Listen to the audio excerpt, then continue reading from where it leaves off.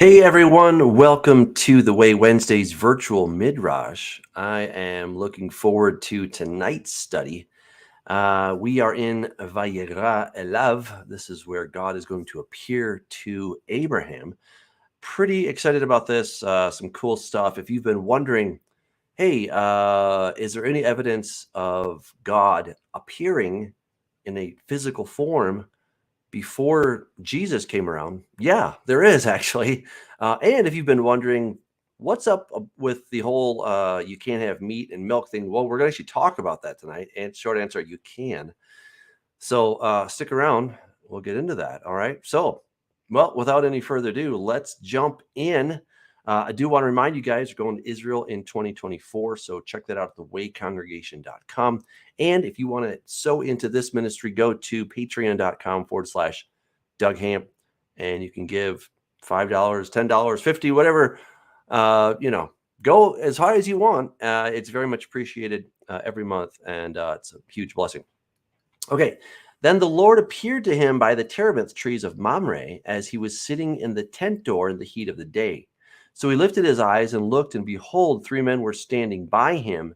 And when he saw them, he ran from the tent door to the tent to meet them, and bowed himself to the ground and said, "My Lord, if I have now found favor in your sight, do not pass on by your servant." All right, let's stop right there because this is a huge I think it's a Christophany, but let's call it a theophany. This is an appearance of God in physical manifested form that people can see, right? Where God is taking on some kind of a form. And I want to show you here, right? Look at here. If you look at the New King James here, capital Lord, what does that tell you? That in the Hebrew, it's the word, well, Yud He Vav He, or Adonai, right? Now, I often say Adonai because that is a tradition. But what the word is actually is Yehovah or Jehovah, and there are different pronunciations. Some people think Yahweh. Okay, whatever. I don't really want to argue those particular pronunciations, but that's what we're talking about. Yud He Vav He. All right. And so it says the Lord appeared to him. So God can appear to people in the past. Now, what's interesting is that when Jesus was talking with the Pharisees, he said that Abraham saw my day and rejoiced. So maybe I'm thinking this is probably where Abraham saw God, where he saw Jesus, in fact. That's quite monumental. All right. So here he is, and Abraham was sitting in the door of the tent. Okay, and so he lifted his eyes and looked, behold, there were three men standing by him. All right, so God's coming, right? We know it's Yud He Vav He. Here come three guys. Now, are all three of them God? I don't believe so, because the other two that go on, we are told the ones that went to Sodom and Gomorrah were angels. And I don't think that they were God. Okay.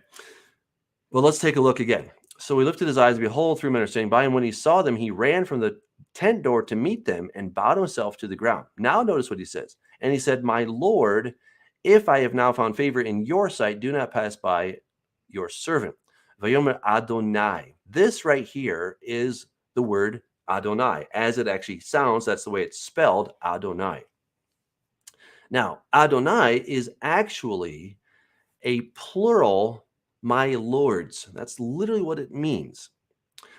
But notice here, is Abraham talking to three of them, or is he talking to one of them? Well, he's only talking to one of them. And the way we know that is the rest of the pronouns in this verse. Okay, so imna matzati chen be'enecha, right? So enecha, it's not enechem, it's not all y'all's eyes, but I found in your singular eyes, right? So that's the first one. Alna ta'avor, again, this is a singular second person verb. So he's talking to just one of them. Me'al avdecha. Again, that has a singular second person ending. So he says Adonai, my lords, or he's saying the word that we often use as a kind of a replacement for Yud He Vav He, for Jehovah, and we say Adonai because of tradition. I essentially do that out of tradition, right? Full disclosure here. But this right here is saying my Lord Adonai, right? So Abraham is using this title. Now, let me just take a moment, because there are people that come to the way every now and then, and they get on this little bent, this thing where they have to do this terrorist thing, and they say, listen, if you're saying God or Jesus or Lord, you are somehow using a pagan word. Well, that's just not true. So here is Abraham. He's calling Yud He Vav He. He's saying Adonai. He's using that title of Yud He Vav He as a way to speak about, excuse me, he's using the title Adonai, spelled Aleph, Dalet, Nun, Yud. He's using that as a way to speak about Yud He Vav He.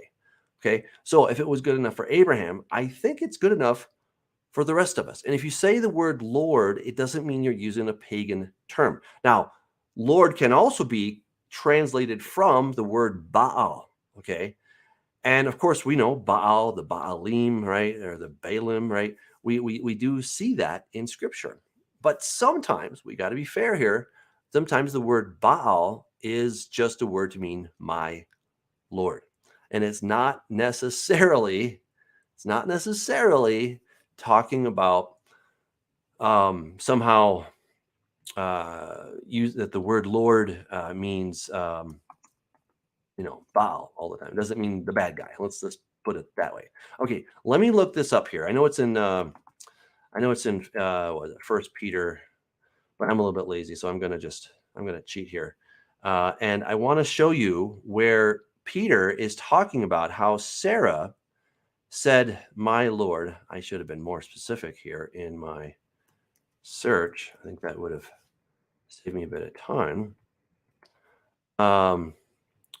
So let's see here.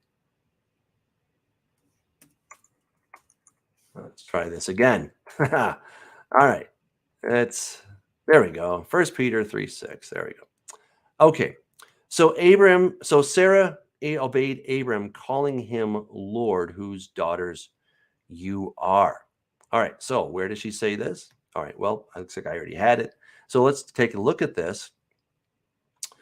All right. After I've grown old, shall I have pleasure, my Lord, being old also? Okay. V'titzchak Sarah be'kirba le'emo achrei beloti hayta li edna ve'adoni zaken.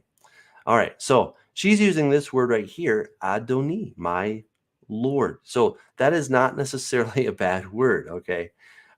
We just got to be very careful that we don't come to any kind of unfair conclusion. And sometimes the word Baal can also just be used, somebody is a owner of a something, right?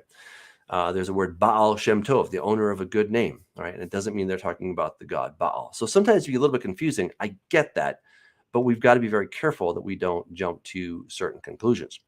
Okay, so we have not settled this whole thing. So 3 guys come to Abraham, but he says one of them, he calls him my Lord Adonai, which is the term we use to speak of the one true God. So don't go. So now he's going to be very hospitable. Please let a little water be brought and wash your feet and rest yourselves under the tree. And I will bring a morsel of bread that you may refresh your hearts. After that, you may pass by, inasmuch as you have come to your servant. They said, do as you have said. All right. So again, we're going to the singular right after that. So we have avdechem. Okay. Vayomru ken taseh. So do it. So now you can see here by distinction or contrast that it's now using the the second person plural ending, the possessive ending, to talk about all y'all's servant. That's what Abraham is saying to them. Okay, I'm saying all y'all because I find the easiest way to kind of get that through. Okay, so Abraham hurried into the tent and to Sarah and said, quickly make ready 3 measures of fine meal, knead it and make cakes. And Abraham ran to the herd, took a tender and good calf, gave it to a young man, and he hastened to prepare it. So he took butter and milk and the calf, which he prepared, and set it before them. And he stood by them under the tree. Wait a second. This is not supposed to happen, right? Because according to many, well, just about every rabbi I've ever heard of, they talk about the laws of kashrut, right, of being kosher. And a big, big, big no-no is you cannot mix meat and milk, because there's a verse that says you shall not cook a kid in its mother's milk, which I think means don't do that. Don't do that very thing. Don't take a baby goat, of course, milk the mother, and then cook the baby in the mother's milk. I think that shouldn't happen. But I think that was a very specific case that they were not supposed to do. But here we have, he took butter and milk and the calf, which he prepared, and set it before them. Now, what I've heard the explanation, like, how did they get around this? Well, supposedly they say that God waited 4 hours between first eating the butter and the milk and then the calf. I find that a little bit suspect. I just don't see that in the text. I don't know how you can defend that from the text. And to me, this verse right here tells me that it's okay to have a cheeseburger, right? It's really okay to have a cheeseburger. It's really okay to have dairy products and meat products at the same time.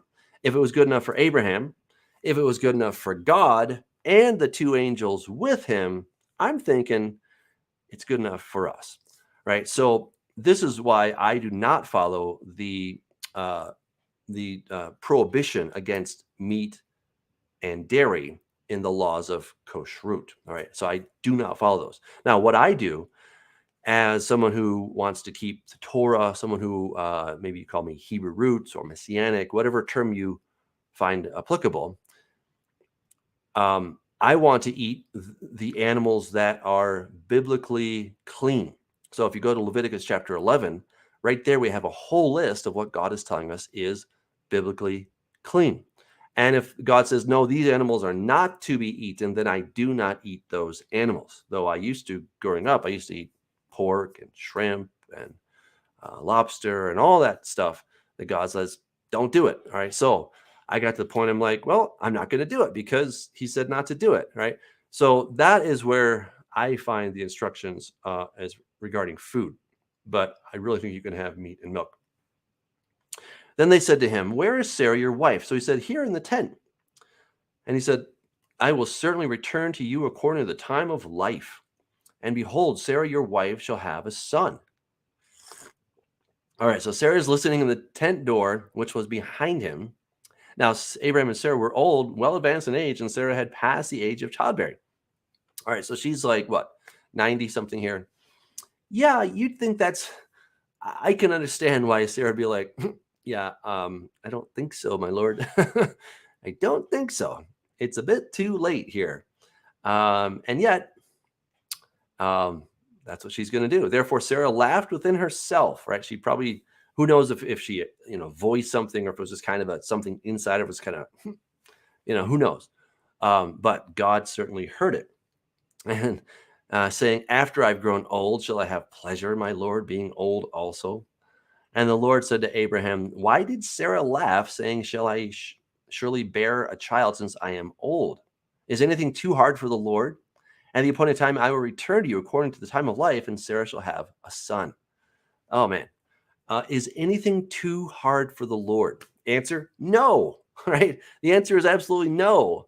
And I'll tell you, going through, week by week, and you got life, you got trials, you got all these things that come upon you, and you can easily get into that place of thinking, well, it's just not going to happen. There's no possibility. There's no way this is going to happen.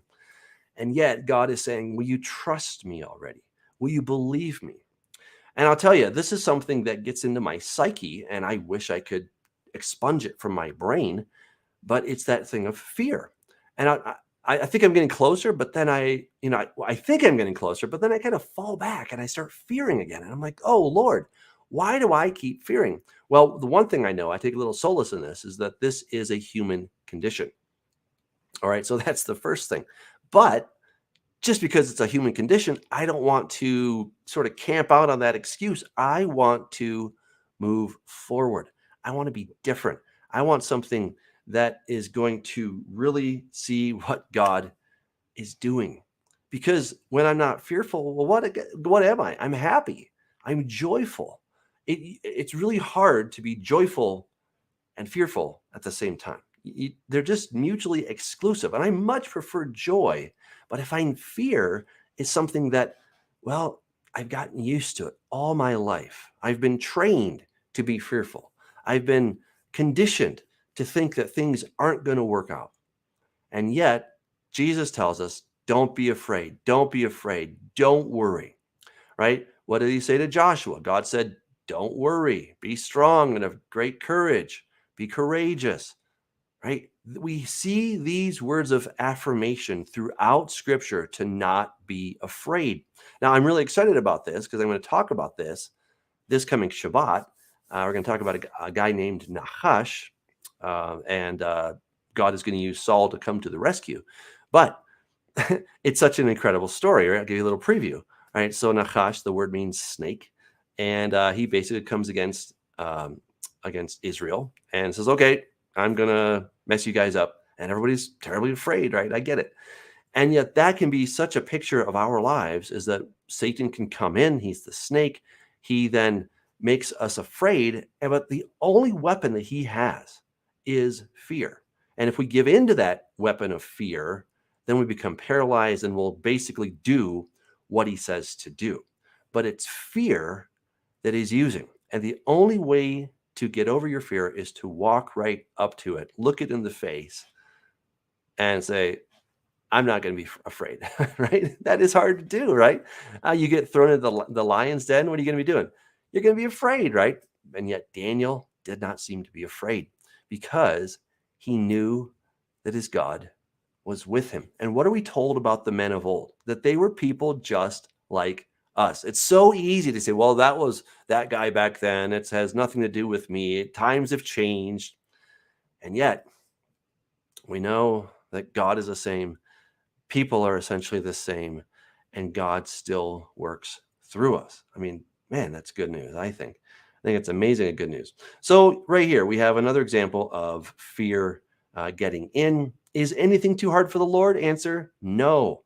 I'm going to come back and you're going to have a son. But Sarah denied it, saying, I did not laugh, for she was afraid. Okay.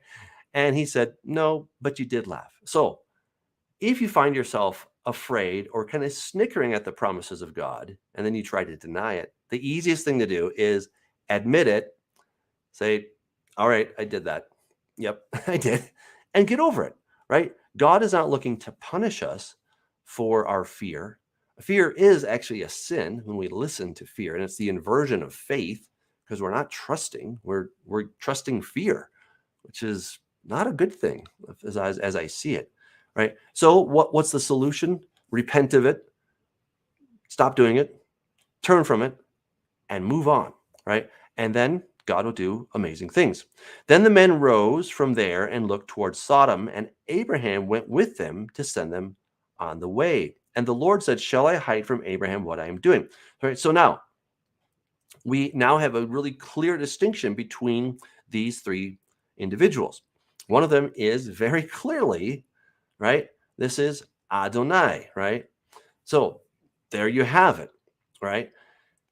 And he's now talking with these other two individuals saying, should I hide this thing from Abraham? Why? Well, since Abraham shall surely become a great and mighty nation, and all the nations of the earth shall be blessed in him. For I have known him in order that he may command his children and his household after him, that they keep the way of the Lord to do righteousness and justice, that the Lord may bring to Abraham what he has spoken to him. And the Lord said, because the outcry against Sodom and Gomorrah is great and because their sin is very grave, I will now go down and see whether they have done altogether according to the outcry against it that has come to me. And if not, I will know. All right. So now God himself does not personally go down as far as we can tell, but we're going to see the same kind of language that their sin has come up before God. All right. So he says here, the outcry is very great and their sin is very grave. Where do we see this? Well, we see that it comes up before God's face. That's one of the terms that is used. Okay. So here we go. Just really quick preview. Genesis 19:13. For we will destroy this place because the outcry against them has grown great before the face of the Lord, and the Lord has sent us to destroy it. Right. So we're going to see that kind of language in Revelation chapter 18, where he's going to then judge the mystery Babylon, right? He's going to judge Babylon or mystery Babylon, because the same thing will have happened by that time. Also, when Jonah goes to Nineveh, it says that their sin has come up before God's face. So when that happens, when something comes up before God's face, sin specifically, then God has to judge. That's the same thing that happened before the flood. Now, it doesn't use that specific language, but it's basically the same scenario, that the sin has come up before God's face. And this is when he's like, okay, I cannot ignore this anymore, right? People are crying out. I got to say stuff. I've got to do the right thing here. And he's going to then go and do it. But also notice that he gives humanity, or a city, or whoever he's talking about, he gives them an opportunity to make right, to change, to repent, right? That is the basic scenario. Now, it may not be that it can all be changed. Doesn't mean that he's not going to do something necessarily, okay? But what happened in the case of Nineveh, right? God said, okay, that's it. Here, let's check that out, Jonah. All right, so Jonah, now the word of the Lord came to Jonah, go to Nineveh, crowd against it, for their wickedness has come up before me. All right, so the same thing happened there in Jonah.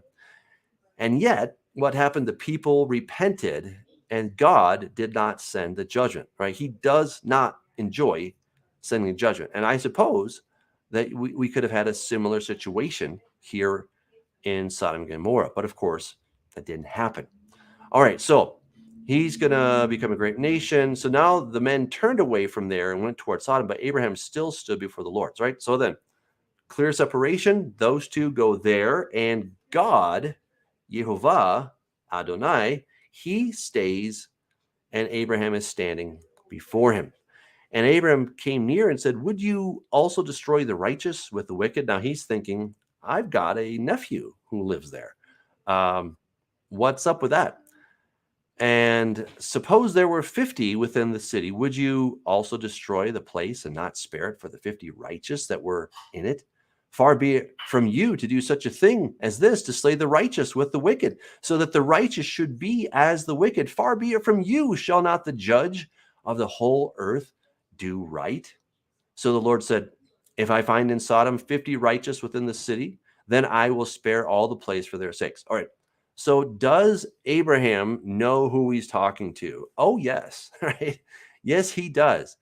Now, how does he know this? Did God come and say, hey, I'm God? We don't have any record of that. But I suppose if you're face to face with God in some kind of a manifestation, you're going to kind of just know, right? So there's something that gave it away.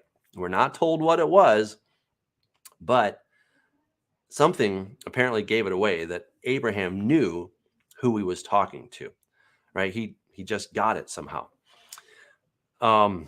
which is kind of interesting. Okay, then Abraham answered and said, indeed, now I who am but dust and ashes have taken upon myself to speak to the Lord, right? And again, here he uses the word Adonai, right? So again, Abraham's okay with that word. God's okay with that word. I'm okay with that word. Suppose there were 5 less than the 50 righteous. Would you destroy all of the city for lack of 5? So he said, if I find 45, I will not destroy it. And he said to him yet again, suppose there should be 40 found there. So he said, I will not do it for the sake of 40. Then he said, let not the Lord be angry, and I will speak. All right. So Abraham's negotiating here, and he's like, oh boy, I'm going to go out on a limb here. Please don't get angry. I know that you are God and judge of the whole earth here, but I still have to just say this for my own conscience sake. So I will not do it there for 30. Okay. And he said, indeed, now I have taken upon myself to speak to the Lord. Suppose 20 should be found there. So he said, I will not destroy it for the sake of 20. Then he said, let not the Lord be angry, and I will speak but once more. Suppose 10 should be found there. And he said, I will not destroy it for the sake of 10. So the Lord went his way as soon as he had finished speaking with Abraham, and Abraham returned to his place. All right, so now we come to Sodom and Gomorrah. Now, where did God go? We're not told. God is God. I suppose he can go where he wants to. We don't have any record of him specifically going to this city. Although it's interesting, we're going to see that the judgment that comes upon it comes out from the Lord.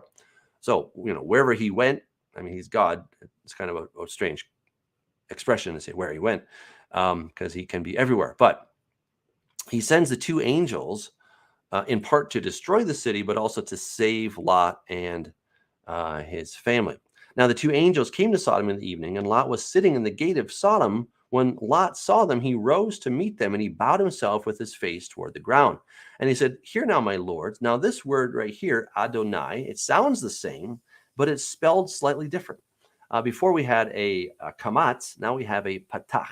All right, this little thing under the noon here, that's called a patach. And this is the word for my plural lords. Okay, and so again, we can see in the understanding, certainly of the Masoretes who put the vowel points in the text, they understood there was a difference, and I would happen to agree with them. "Hear now, my lords, please turn into your servant's house and spend the night and wash your feet. Then you may rise early and go on your way." And they said, "No, but we will spend the night in the open square." Right. So this was good hospitality on Lot's part. We see this later in the book of Judges, when the Levite and his concubine went to this city in Benjamin, and they were not shown any hospitality, quite the opposite. But the exact same thing happened as what's going to happen here in Sodom and Gomorrah. And they're like, "No, we'll just stay in the city center here." But he insisted strongly, so they turned to him and entered the house. Then he made them a feast and baked unleavened bread, and they ate. Now, before they lay down, the men of the city, the men of Sodom, both old and young, all the people from every quarter surrounded the house. All right. So, it's no secret when two strangers come to town. And let me just make a little note here. They made them a feast and baked unleavened bread. Could this be the feast of unleavened bread? Well, maybe. It's possible. I don't know if we can prove that necessarily, but it is interesting that they're eating unleavened bread. It could just be that they were eating bread with no leaven in it. Maybe that was a thing that they did. All right, so all these men come and surround the house, and they called to Lot and said to him, "Where are the men who came to you tonight? Bring them out to us, that we may know them carnally." So Lot went out to them through the doorway, shut the door behind him, and said, "Please, my brethren, do not do so wickedly. See, now I have two daughters who have not known a man. Please let me bring them out to you, and you may do to them as you wish. Only do nothing to these men, since this is the reason they have come under the shadow of my roof." Now, this is where skeptics love to point fingers and throw stones at the Bible and say, see that Bible, it is so terrible. But let's understand something. The Bible has the good, the bad, and the ugly within its pages. Right. And we do not necessarily have to defend every little action within the Bible. Certainly when we get to the book of Judges, it's full of all kinds of garbage, lots of it, right? Because it's showing us the good, which isn't that much in that book, the bad, which is a lot, and then the downright ugly, right? Which is a little bit limited to some extent. So just understand that that's how this book works. It's showing us all the dirty laundry. It's showing us what works, what didn't, who obeyed, who didn't, and what were the consequences of those actions. So yes, Lot, he's a righteous guy, certainly compared to those who were in the city of Sodom and Gomorrah. And yet he seems willing to just give out his daughters to protect these two men. Now, it's admirable that he wants to protect the two men, but it's very disturbing that he is really has no problem giving away his two daughters. So I'm not going to defend that. I think that's kind of scandalous, frankly. But that's what happened. All right. And they said, "Stand back." Then they said, "This one came in to stay here, and he keeps acting as a judge." Right. So they're already against him. Maybe Lot knows this. Maybe he's thinking, well, these guys already don't like me. I'm going to try to appease them with my two daughters. Again, not a good move in my opinion, but that's essentially what he did. "Now we will deal worse with you than with them." So they pressed hard against the man Lot and came near to break down the door. But the men reached out their hands and pulled Lot into the house with them and shut the door. And they struck the men who were at the doorway of the house with blindness, both small and great. so that they became weary trying to find the door. Okay, so these angels are not messing around. Now, there was a series that came out, maybe 10 years ago. It's called The Bible. And they were going through the Bible in 1 week in a mini series. Okay. And I remember when the angels went to the city of Sodom, or Gomorrah, Sodom, and they started doing like karate moves. And I was a little bit shocked by that because it doesn't say anywhere that they were doing karate moves. All right. Angels have so much more power. They don't need to fight with their fists. Okay.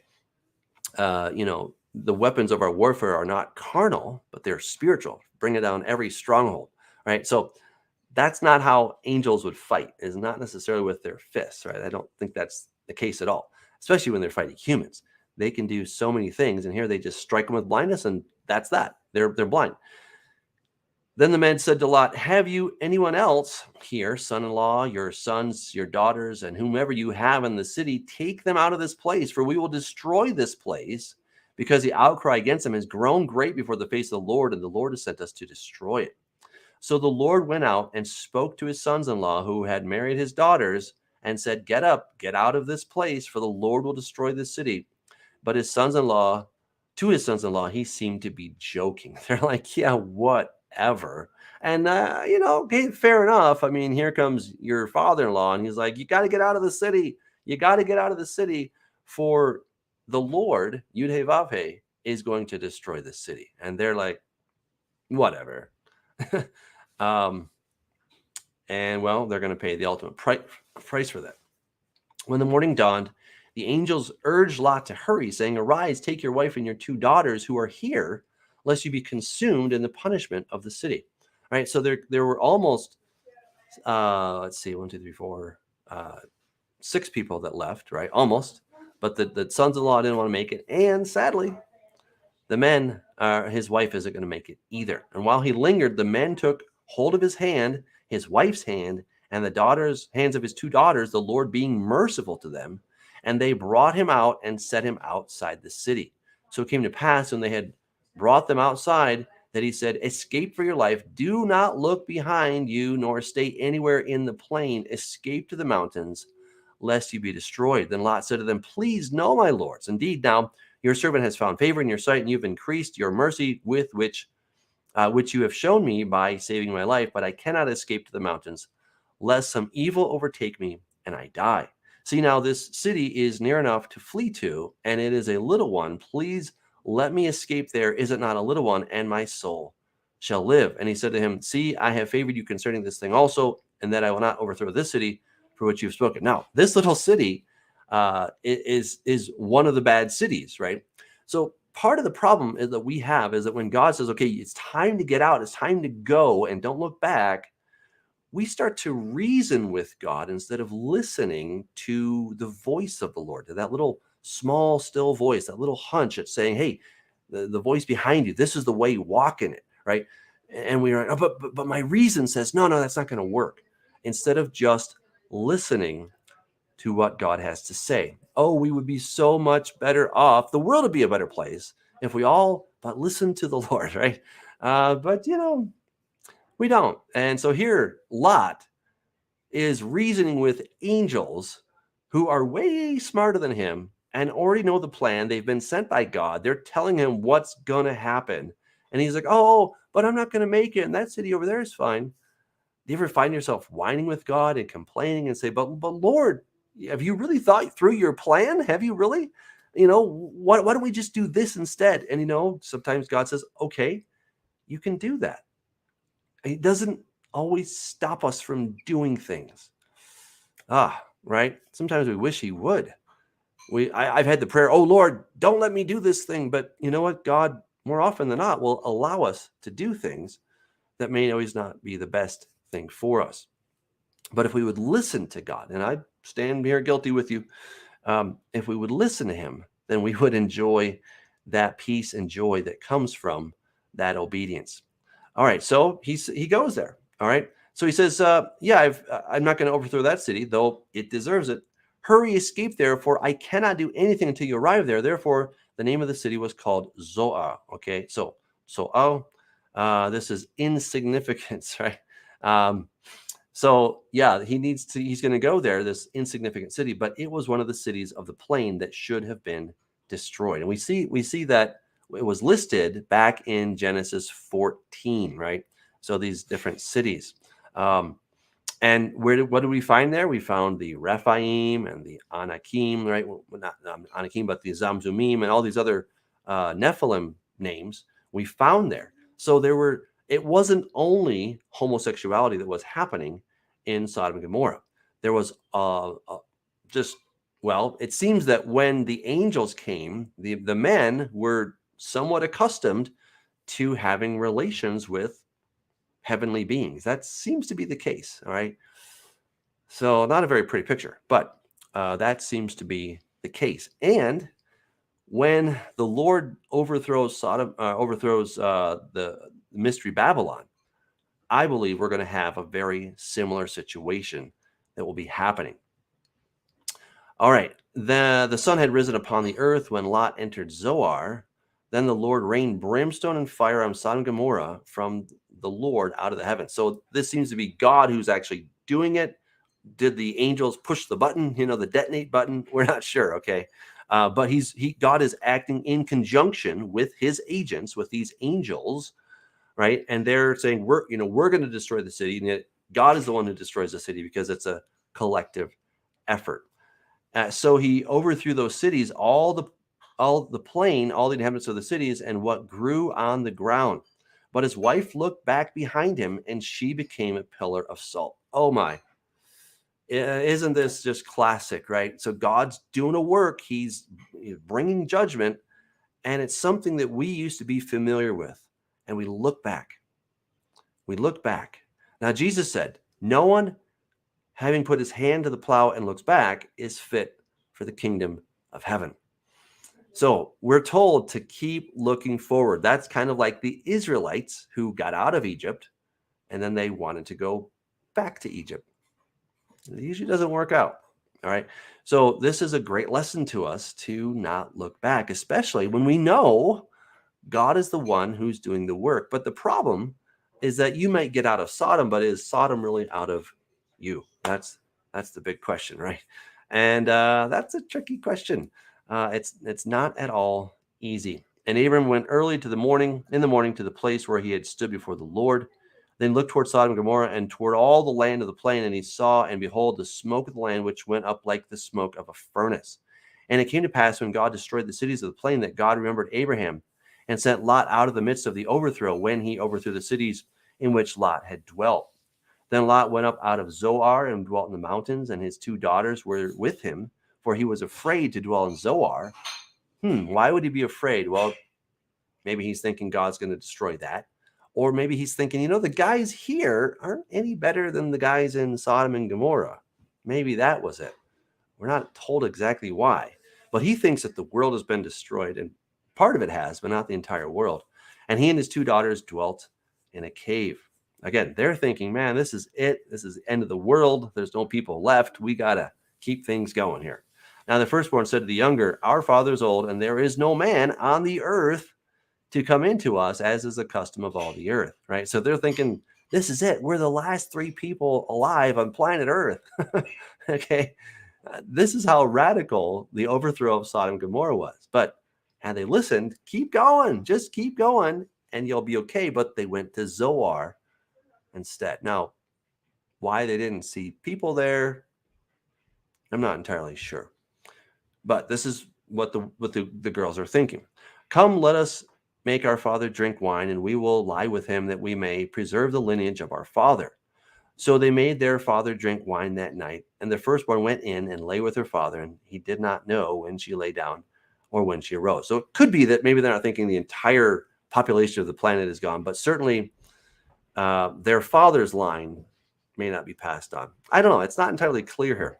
It happened on the next day that the firstborn said to the younger, indeed, I lay with my father last night. Let us make him drink wine tonight also, and you go in and lie with him, that we may preserve the lineage of our father. Then they made their father drink wine that night also, and the younger arose and lay with him, and he did not know when she lay down or when she arose. Thus both daughters of Lot were with child by their father. The firstborn bore a son and called his name Moab, which is from the father. He is the father of the Moabites to this day. Now, remember, the Moabites and the Israelites they're gonna have a just constant, conflicts between them. So taking things into your own hands, it can be a real problem for future generations, right? It may work out okay for you and that generation. It seems that, I don't know if Lot ever figured this out. He probably did, but these daughters are like, well, I got my child. It's okay. And, they probably had a decent childhood and everything. But down the line, it caused a lot of problems for Israel. And the younger, she also bore a son and called his name Ben-Ami. He is the father of the people of Ammon to this day. So the son of my people. All right.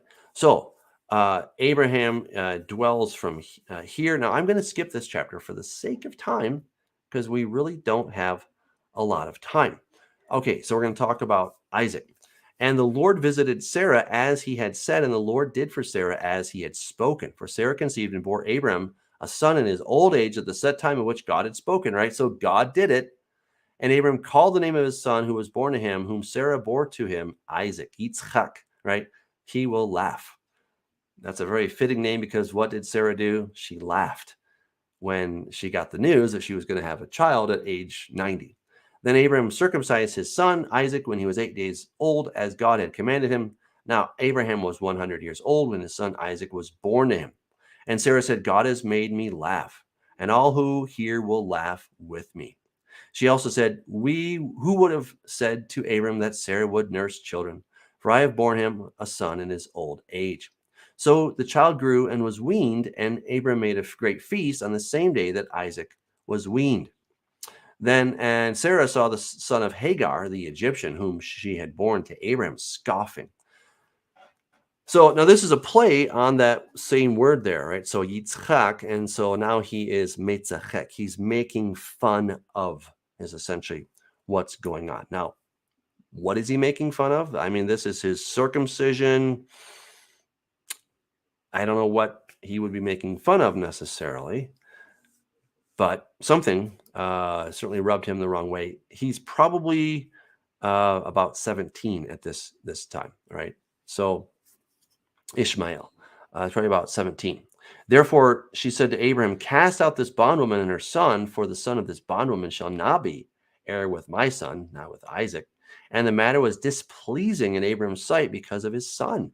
Wow, now this is a real trial for a father because you love both of your children. Okay, this one was born by Hagar, but I still love this boy. I've grown up, this boy has grown on me.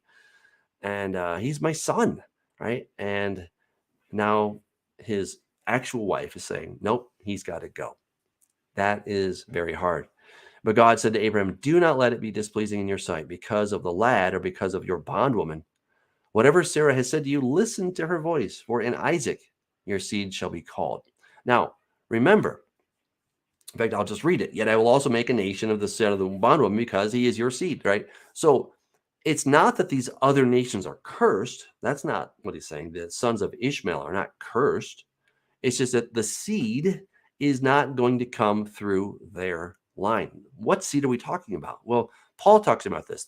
The one seed is the seed of the woman, right? Let's go back there. We got to review that really quick here. Genesis 3:15. I will put enmity between you and the woman, between your seed and her seed.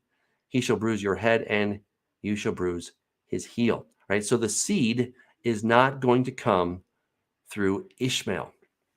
And I think it would have been pretty clear when he said the seed that Abraham knew these stories. I have no doubt that he taught them to his sons as well, that these were passed down orally probably. And so when he said the seed, oh, okay, right? So, and Isaac, your seed shall be called. All right, so there you go. Because Ishmael is also your seed, but he's not going to be that seed. He's going to be a different one. So Abram rose early in the morning, took bread and a skin of water, and putting it on her shoulder, he gave it and the boy to Hagar and sent her away. Then she departed and wandered in the wilderness of Beersheba. And the water and the skin was used up, and she placed the boy under one of the shrubs. Then she went and sat down across from him at a distance of about a bow shot. For she said to herself, let me not see the death of the boy. She sat opposite him and lifted her voice and wept. Oh, she's letting it out here. Okay. She's just bawling. She's moaning, complaining, crying, just weeping bitterly before the Lord. Well, and just because stuff's happening, right? I mean, I can really sympathize with this, how tragic this would be. But here's the beautiful thing, right? When we get to the end of our rope, that's where God meets us. And look, I wish we didn't have to get to the end of the rope.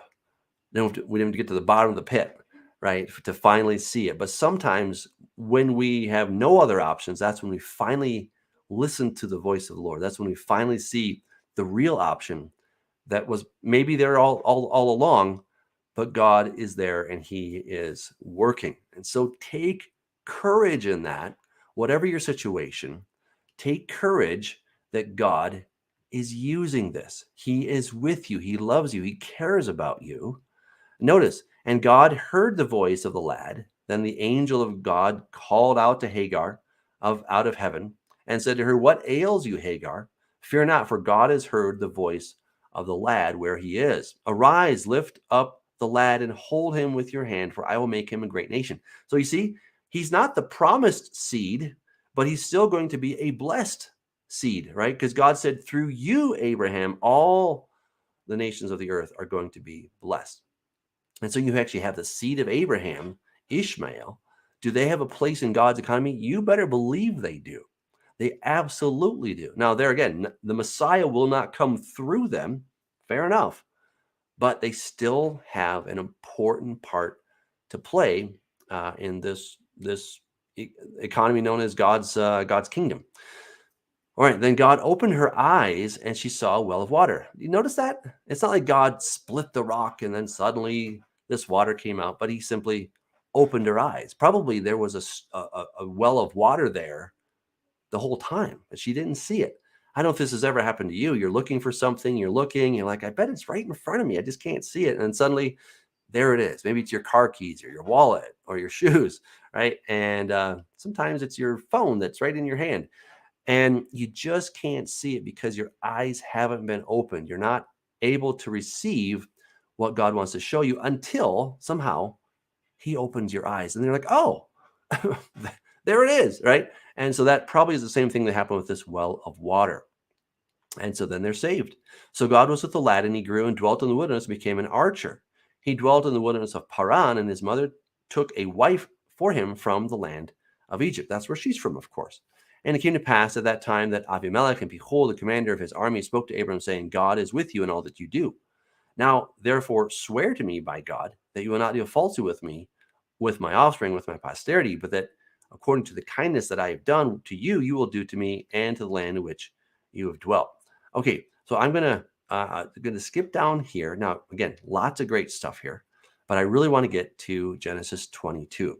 Now, it came to pass after these things that God tested Abraham. What do you mean God is now going to test Abraham? Wasn't it a test to send away his son, his technically firstborn son, not the promised son, but the one that he first had, that he loved? Wasn't that a test? Didn't he pass that test? You know, I sometimes can get a little frustrated. I'm like, Lord, you just tested me. Why are you going to test me again? Didn't I pass that test? He's like, yeah, but trust me, I've got this other test. And when you get through it, man, the tests are going to be over, really. You're going to be amazed at this next test. And just rely upon me. Trust me, and you'll see. All right. So he tested him, and he said, Abraham, and he said, here I am, Hineni. Then he said, take now your son, your only son. Wow. Ouch. God got rid of the other option, and now he's going to test you with the only option. Ouch, that doesn't really seem fair, does it? But God is not trying to make us flunk the test. He actually wants us to pass the test. And here's one of these little secrets in life, okay? You ready for this? Big drum roll, all right? The only way to be tested is, well, to be tested, right? The only way to know that you can actually go through it and do it is to be tested. I wish there were a shortcut. I wish there were a way that we could just sort of look into the crystal ball and say, oh yeah, you would have passed. And you don't have to do it, but you actually have to go through it and just do this thing. I like to talk about a guy named Charles Blondin. He was the greatest tightrope walker in the 18th century or the 1800s. And so the 19th century. And he put a wire between a cable across Niagara Falls, about 1,000 feet. And he went back and forth and did it in the dark. And he took out a little chair and a stove and he made scrambled eggs out there. And he took a wheelbarrow across Niagara Falls on this cable. Everybody was amazed, right? 20,000 people were watching him. They're just like, wow, this is amazing. And then he turned to the crowd and he said, who here thinks I could put a man in the wheelbarrow and go across the falls? And everyone said, yeah, you could do it. You could do it. And then he said, this is the question. Who wants to go first? And it was like crickets, right? Nobody was going to volunteer for that because we all have faith when we watch somebody amazing doing something like that's incredible. And then it's like, well, it's your turn to do it. And like, no, no, I'm not going to do that. But again, the only way, if you say you have faith in, say, Charles Blondin to carry a person across, the only way to do it is to test it. Now, I would rather test it with somebody else. I'm good with that. But you want to test it with me? You want me to get in the wheelbarrow? That's right, tense up, right? But this is where we keep walking with the Lord. We relax. We learn to trust him and to not fear. And he says that he will be with us. And so we need not fear because God is with us and God is for us. He's not against us. God is for us. He is for us, right? That's a super important thing to remember, that God is for us. He's not trying to make us fail the test. He wants us to pass the test. Then he said, take now your son, your only son, Isaac, whom you love, and go to the land of Moriah and offer him there as a burnt offering on one of the mountains of which I shall tell you. So Abram rose early in the morning and saddled his donkey and took two of his young men with him and Isaac his son, and he split the wood for the burnt offering and arose and went to the place of which God had told him. So Abram is at this place in his life. He has been tested many, many times, and he has seen the faithfulness of God. And so now he's getting this direction from the Lord to do this, and he's preparing for it. He's trusting that it's going to work out, and he's seeing the finished work, because what does he know?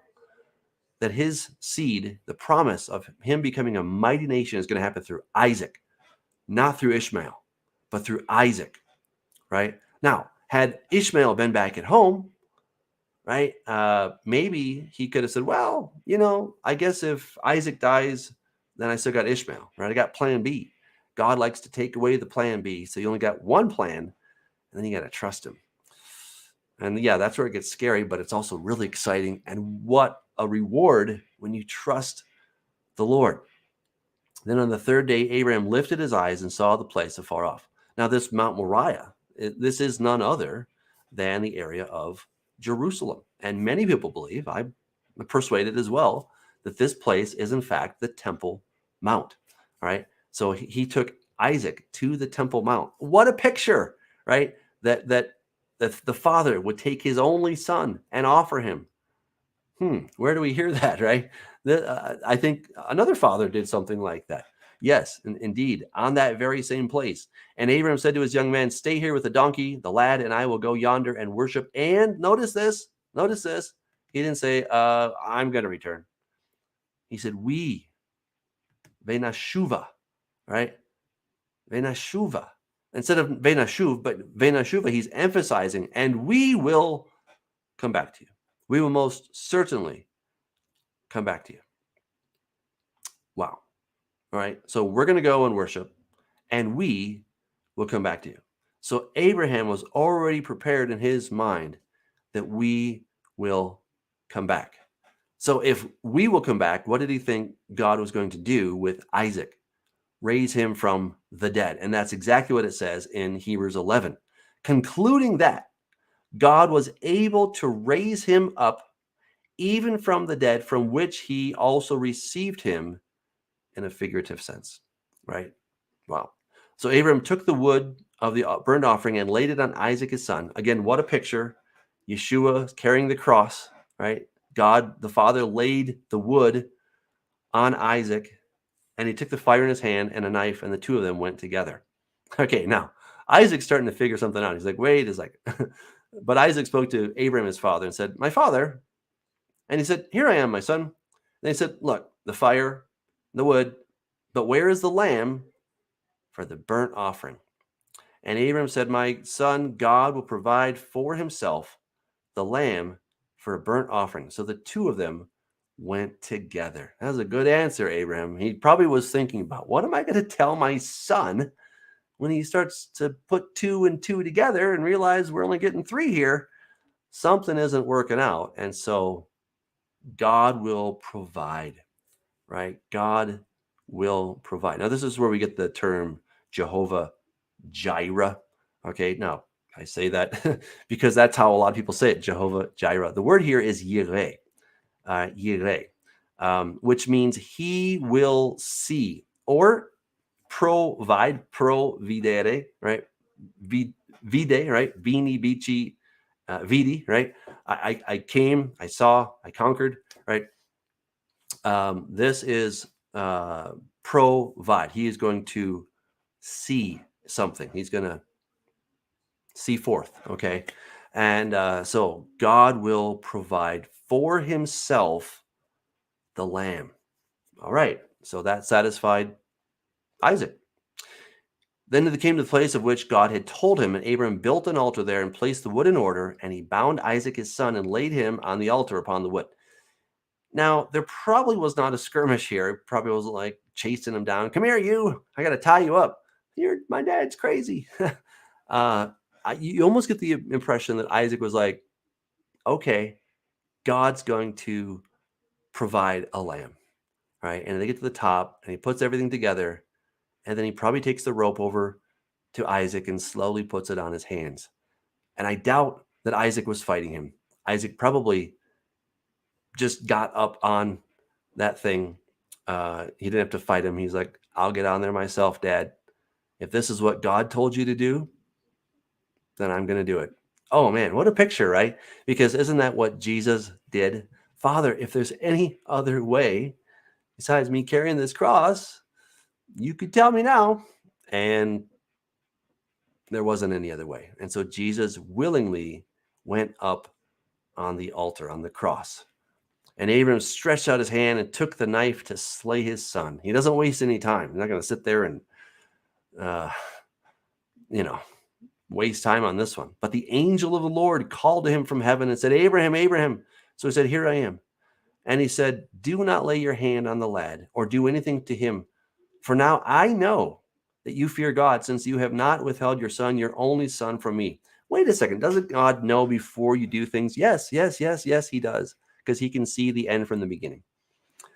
So it's not that God could not have known what was going to happen. God did know what was going to happen. However, the difference here is now it has been done. It says in Hebrews that Jesus learned obedience. You're like, wait, what does he have to learn anything for? Look, you can study things in an academic sense. You can read about it. You can watch videos about something. Let's take martial arts, for example. Okay, that's something that I enjoy doing. When I do my Krav Maga test, I study up for it, right? There's videos I can watch. There's books that I can look at. And those are all helpful. But the reason that I passed my test is not because I necessarily watched the videos, but because I went to practice, right? And I did that on a regular basis, because the only way to know that you can do it is actually to do it. And that's the whole thing of being tested again, is to do it. So it's not that God didn't know what Abraham was going to do, but once he actually did it, it was realized, actualized. Well, that's what it became. It was a real event and not hypothetical, not something of, I know what's going to happen, but now this did happen. And again, in our faith walk, we know that God is faithful, right? We believe this. We put little fish stickers on the back of our car and we tell people how good the Lord is, and we believe it. But it's only when we go through the test then we can say, God, now I know that you are faithful. And God can say, now I know that you're faithful too, right? And that really is that's like the major reason for the test, for us to know and for God to know that we're faithful. God could say, well, I knew the lions weren't going to eat you, Daniel, and I knew that you would be faithful. But until Daniel actually got thrown in to the lion's den, it was a hypothetical, right? It was just something that existed in the mind of God, but then it became a reality. And that's the difference. Then Abraham lifted his eyes and looked, and there behind him was a ram. So God did provide. He did provide the lamb, right? And at the right time, caught in a thicket by its horn. So Abraham went and took the ram and offered it up for burnt offering instead of his son. All right. Tachat bano. So in place of his son. And Abraham called the name of the Lord of the place, the Lord will provide. Vayikra Abraham Shema Makom Hahu Adonai Yireh. Right. So this is the Jehovah Jireh. Again, I think that's very American pronunciation, but it's Yehovah Yireh. That's what it actually is in Hebrew. And as this day, in the mount of the Lord, it shall be provided. Oh, God will provide. Isn't that just good news? Wow, that's good news. I think that's amazingly good news. The Lord will provide. But do we believe it? Sometimes, and sometimes some of us believe more than others. Sometimes some of us believe less than others. But God is amazingly, abundantly faithful. And the sooner we could rest in that fact, the easier life would go. Oh, well. Then the angel of the Lord called to Abram a second time out of heaven and said, by myself I have sworn, says the Lord, because you have done this thing and have not withheld your son, your only son. Blessing, I will bless you, and multiplying, I will multiply your descendants as the stars of the heaven and as the sand of the sea, which is on the seashore, and your descendants shall possess the gate of their enemies. In your seed, all the nations of the earth shall be blessed because you have obeyed my voice. Oh, this just makes me emotional here, because to believe, to obey the voice of the Lord, isn't that what we really want to do, right? We say it, we sing about it, we talk about obedience, but then what happens? Fear gets to us. Fear stops us from doing things. It's the fear. Remember Sarah? She laughed. Why'd you laugh? I didn't laugh. She was afraid, because fear gets in there and it stops us. We become deer looking in the headlights thing, because fear. We need to stop listening to fear. When you find yourself and you're just having those little butterflies in your stomach, you're feeling, uneasy, maybe breathe for a second and then say, the Lord is my shepherd, I shall not want. The Lord is a strong tower. The righteous will run to it and be saved, right? The Lord is for me. What can man do to me, right? These are the promises that God has told us. But then fear, or, Satan's going to come in and say, yeah, that's true. If you were David or Abraham or Moses, because those guys were really a notch above. And it says that the righteous will run into it, right? You're not righteous. Do you think you're righteous? Do you think you deserve anything from the hand of the Lord? Well, one, it's not about deserving it from the hand of the Lord, but God delights to give it. Two, who's truly righteous? We're told that no one is righteous. But we're also told that a righteous man falls 7 times and he gets back up. So maybe you've fallen. Maybe you've fallen recently. What's the answer? Get back up. Get back up, and God will provide, because he delights in providing. He just loves to give good gifts, but we have to trust him. That's the price. We have to trust him. So Abram returned to his young men, and they arose and went together to Beersheba, and Abram dwelt in Beersheba. And it came to pass after these things that it was told Abram, saying, indeed, Milcah also has borne children to your brother Nahor. Who's his firstborn? Booz, his brother. Kemuel, the father of Aram. Chesed, Chazo, Pildash, Jidlaph, and Betuel. And Betuel begot Rebekah. These 8 Milcah bore to Nahor, Abram's brother. His concubine, whose name was Reumah, also bore Teba, Gaham, Thahash, and Maacah. All right, so we'll have to pick up there next week. Wow, such an amazing passage. Thank you guys for joining me on this incredible journey. Really do love it. And you guys can ask questions if you want in the chat. I'll get to those next week. But next time, put those in the chat and I will do my very best to get to those. Again, God bless you. Till next time.